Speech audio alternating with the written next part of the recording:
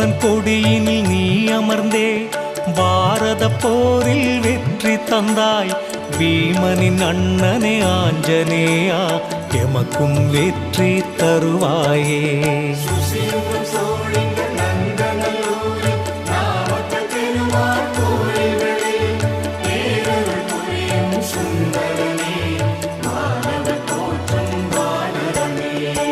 ராமேஸ்வரத்தில் ராமபிரான் சிவனை பூஜிக்க விரும்பியதும் சிவனிடம் லிங்கம் வாங்கி வர சென்றனி தாமதமாய் வந்தாய். அஞ்சனை மைந்தா வாயுபுத்ரா ஸ்ரீராம